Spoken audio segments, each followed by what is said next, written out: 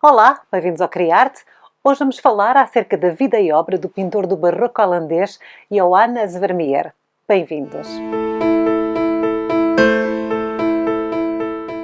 Olá, bem-vindos ao Criarte. O meu nome é Sara, hoje é dia de atualização no nosso canal e hoje vamos ficar com a vida e obra de um grande pintor do barroco holandês.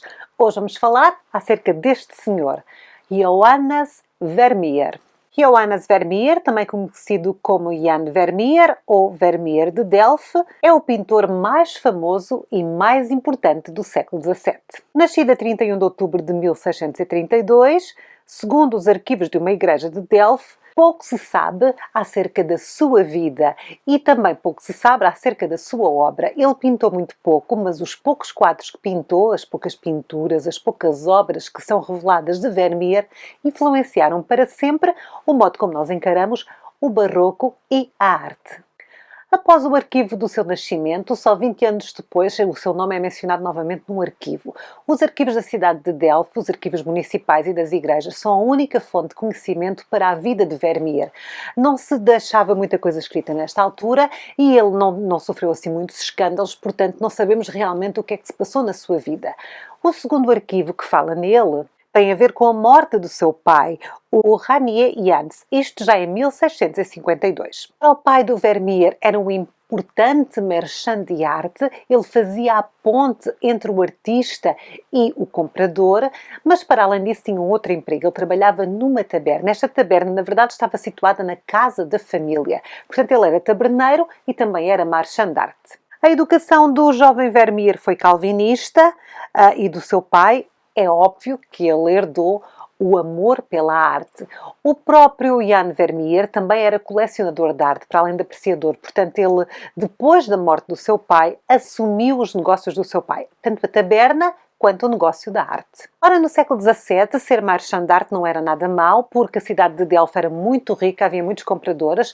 A cidade era rica, era baseada nas fábricas de tapeçaria, nas fábricas de cerveja e também na muito famosa fábrica de cerâmica de Delft, que nesta altura era muito procurada. Portanto, havia um grande volume de negócio, havia muita gente interessada em arte, muitos burgueses ricos, e havia então a figura do marchand de arte. Logo, o Vermeer assumiu e também assumiu a taberna do seu pai. Ora, entre a taberna e a arte, o jovem Vermeer decidiu que gostava muito mais de arte e a certa altura dedicou-se exclusivamente à arte. Ele tinha-se mudado para uma grande casa numa praça central da cidade, onde ficava a taberna, mas ele decidiu não trabalhar mais na taberna e dedicar-se então exclusivamente ao mundo da arte. E conheceu talvez daqui muitos daqueles que mais tarde viriam a ser os seus clientes. Ele pintou muito pouco, o que leva a crer que ele pintava só para um grupo exclusivo de clientes, ele não pintava para as massas. Ele não pintava para ir para os salões vender, ele pintava às pessoas que lhe encomendavam as obras.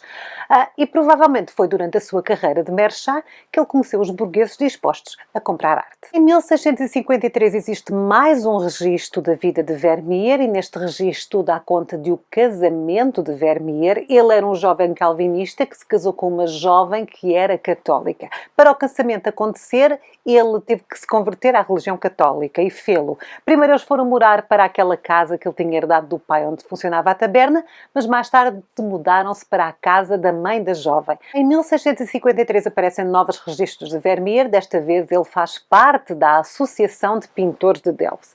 Estas associações eram uma espécie de sindicato que defendia os direitos dos pintores e também lhes arranjava trabalho, e nós não sabemos absolutamente nada acerca da formação. Portanto, nós sabemos que ele já era pintor nesta data, mas não sabemos em que oficina que ele aprendeu, quem foi o seu mentor, se ele viajou. Muitos especialistas de Vermeer acham que ele, entre o casamento e depois a inscrição aqui na Associação dos Pintores, que ele deve ter viajado para a Flandres, para Amsterdão ou até mesmo para a Itália, porque muitas dessas influências estão presentes na sua obra, mas não temos registros, não temos certezas nenhumas. Uma das grandes influências que se pode notar nas primeiras obras de Vermeer é Rembrandt, com os seus retratos psicológicos. A técnica de Rembrandt está muito presente, por exemplo, nesta obra, a Diana e as suas ninfas, é uma obra de 1653, e também na obra Cristo na Casa de Marta e Maria, de 1654.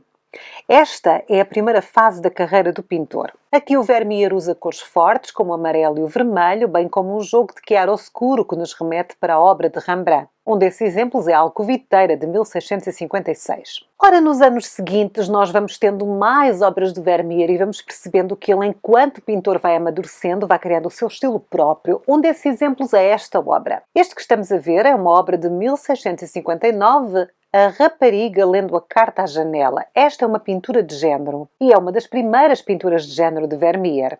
Aqui vemos algo que se vai tornar a assinatura do pintor e também a marca da sua genialidade. Um espaço calmo, banhado de luz radiante que entra pela janela. Esta obra tem uma qualidade ilusória, formada pela cortina verde que se estende do topo ao fundo da tela, mas também pelo reflexo da cara da mulher no vidro da janela aberta. Tal como muitos outros pintores da época do barroco holandês, Vermeer pintou cenas de rua como esta que estamos a ver, que é a vista da casa em Delft em 1658, ou como é mais conhecida, a Ruela. Aqui Vermeer retrata um mundo calmo e doméstico, tranquilo, onde mulheres e crianças seguem as suas vidas pacificamente. E atenção que nós vamos ter análise desta e de outras obras do Vermeer aqui no Criarte. Nós somos atualizados todas as segundas-feiras, portanto não se esqueçam de fazer gosto, de partilhar e de subscrever o nosso canal. Aqui no Criarte nós trabalhamos a troco de subscritores. Ora, nenhum outro pintor holandês conseguiu trabalhar a cor como Vermeer. Ele é um barroco completamente diferente, é um barroco calmo, tranquilo, de cenas mais íntimas. E nesta altura a sua obra está mais madura e ele encontra então o seu estilo e ele é um mestre da pintura. Em 1662 novamente o seu nome aparece num registro, mais uma vez na Associação dos Pintores de Delft, e desta vez ele é nomeado o presidente desta associação. Portanto, isto leva-nos a crer que ele na verdade já era um pintor reconhecido. Mas atenção que não era um pintor para as massas, não era como um Rembrandt que toda a gente conhecia. Ele era um pintor de retratos intimistas singulares. Ele pintava no máximo uma ou duas obras por ano, que é muito pouco para quem quer viver da pintura. Ele era casado, já tinha filhos, portanto, ele não devia ter uma vida muito fácil para alimentar toda esta gente, não é verdade? Através da pintura, porque ele era o pintor de técnica minuciosa, perfeccionista, ele levava o seu tempo. As suas pinturas retratam em si mesmo uma calma, uma técnica demorada, uma beleza singular na luz, na textura, enfim. O Vermeer é um especialista na pintura de figuras femininas em tarefas simples, como a ler, como a escrever cartas, como a tocar instrumentos musicais, como a colocar em joias. Exemplos destes sujeitos são as obras A Jovem com Jarro de Água, de 1662, A Rapariga com Colar de Pérolas, de 1662 também, e A Mulher de Azul Lendo uma Carta, de 1663. Aqui nós percebemos que Vermeer utiliza a perspectiva e coloca objetos como cadeiras, mesas, mapas e janelas, de forma a criar uma sensação de equilíbrio. Os objetos são escolhidos pela proporção, pela cor e pelo posicionamento, também pela textura, para ajudar a composição harmoniosa das suas figuras. A luz radiante ajuda a tornar a obra um conjunto único.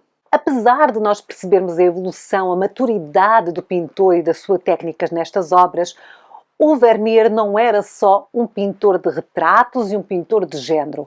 Ele também gostava de contar histórias. Muito pouca gente sabe, mesmo aqueles que gostam muito de Vermeer, que por trás de quase todas as suas obras se encontra uma lição de moral. Ele gostava de pregar bons costumes nas suas obras. Ele juntava elementos de moralidade e ideias filosóficas. Um desses exemplos é esta obra que estamos a ver, que é Mulher Segurando a Balança, é uma obra de 1664. Aqui vemos uma mulher em frente à mesa. Nesta mesa temos uma caixa de joias com ouro e com pérolas e a mulher serenamente espera a balança equilibrar-se na sua mão. Por trás da jovem vemos uma obra, que é o Dia do Juízo Final, o que significa que estamos perante uma alegoria. A mulher, entre o juízo final e a caixa de joias, percebe que deve procurar na sua vida o equilíbrio entre as riquezas do mundo e a espiritualidade. A sua mais famosa alegoria, no entanto, esta obra, que se chama Alegoria da Pintura, é de 1666. Aqui Vermeer retrata-se a pintar Clio, que é a musa da história. Por detrás desta temos o mapa da Holanda, assim o pintor mostra que a sua habilidade em pintar assuntos históricos o pode levar à fama, a si e ao seu país. Esta obra sempre foi muito importante para Vermeer e após a sua morte a sua esposa tentou salvar a obra das mãos dos credores. Nós vamos ter também análise destas duas obras aqui no Criarte. Portanto, o Vermeer era um especialista da luz, sem dúvida. Gostava de contar histórias, muito mais do que aquilo que nos parece à primeira vista está por trás do seu trabalho. Ele era um pintor de uma profundidade muito grande, muito minucioso, a nível técnico muito bom. Eu convido-vos para ver as nossas análises de obra, que nós vamos destrinçar todos estes significados da obra de Vermeer. Ele deixou para trás poucas obras, mas são todas de uma qualidade muito, muito boa.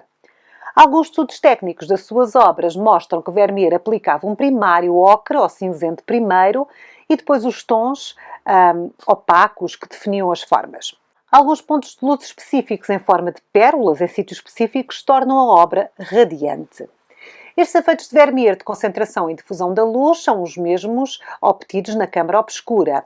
E exemplo disso temos aqui a leiteira, que temos estado a ver, e também a rapariga de chapéu vermelho. Vermeer coloca um ponto de fuga das suas obras de forma a criar harmonia e a destacar as figuras das suas obras. Em 1660, Vermeer é pela última vez eleito o representante da Associação de Pintores de Delft. E aqui entramos numa fase em que o pintor amadurece. Portanto, é a última fase da sua pintura e é a sua fase mais madura. Desta fase temos obras como Senhora escrevendo uma carta com a sua criada e também a Alegoria da Fé Católica, de 1672. As obras destes últimos anos de Vermeer são mais moduladas ao nível da cor, mais diretas e também muito mais emocionais. No final da sua vida, Vermeer perde quase todo o seu dinheiro, não só por sua culpa, mas também pela situação que a Holanda estava a viver. A Holanda foi invadida pelas tropas francesas, portanto era caótica, era difícil sobreviver nesta Holanda em guerra, e o Vermeer acabou por perder muito do seu dinheiro.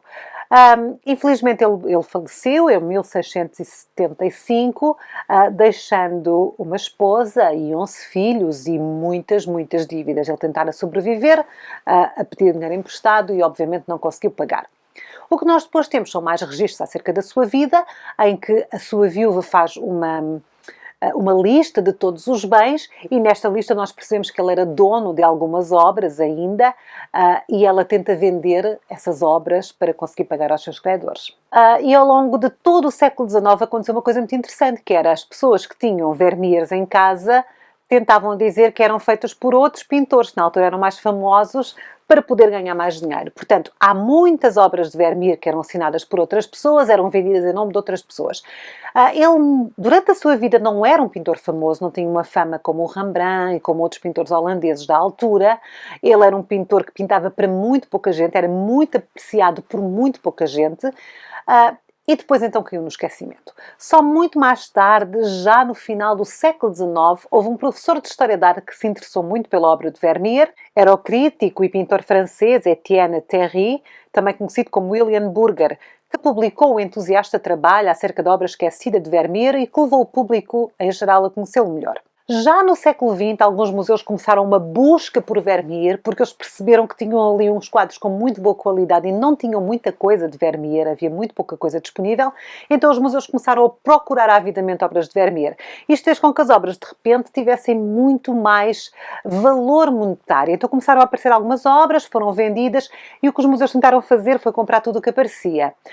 Também começaram a aparecer muitos falsos Vermeers nesta altura, mas pronto, chegou-se à conclusão quais eram os verdadeiros, quais não eram.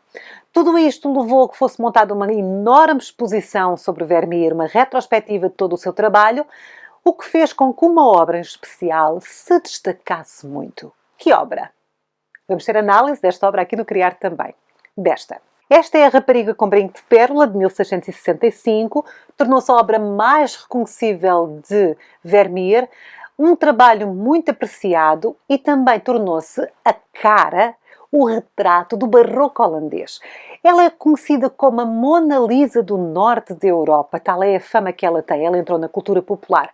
Depois, com a fama desta obra, surgiram romances acerca desta obra, surgiram filmes que romantizam também a elaboração desta obra e o Vermeer acabou por se tornar aquilo que nunca foi em vida, que é muitíssimo famoso. Não se sabe muito acerca dele, temos apenas os registros, tanto da Igreja como os registros civis, não é verdade, do seu casamento, quando ele foi presidente da associação. Não se sabe muito das suas influências, a não ser o traço, a luz de Rembrandt no início da sua carreira. Sabemos apenas que ele deixou 20 obras, não sabemos quem as comprava, sabemos um nome ou outro, e nem sabemos se existem mais, portanto tudo isto é uma incógnita. Isto tudo faz com que Vermeer ainda seja mais apreciado, porque como não se sabe muito acerca da sua vida, do que é que estas pinturas nos querem trazer, alguma moralidade elas têm, nós sabemos algumas coisas, mas não sabemos muito, isto faz com que nós consigamos colocar as nossas expectativas e as nossas visões na obra de Vermeer. Portanto, ele torna-se muito mais próximo das pessoas. Ele finalmente agora, já no século XXI, é um dos pintores mais famosos da história. E com toda a razão, porque ele é realmente o mestre da harmonia calma, o mestre do barroco holandês e o mestre da luz. E pronto, assim terminamos o nosso vídeo acerca de Vermeer. Não se esqueçam de gostar, de subscrever e de partilhar o nosso canal. Se nos quiserem apoiar de uma forma mais ativa, podem também tornar-se membros do Clube Criarte. E atenção que nós vamos ter um vídeo exclusivo com uma análise de uma obra muito famosa do Vermeer só para os membros do Clube Criarte. Quanto aos outros, todas as segundas-feiras somos atualizados, por isso, façam gosto, partilhem e fiquem bem. Por hoje é tudo, eu sou a Sara. Tchau!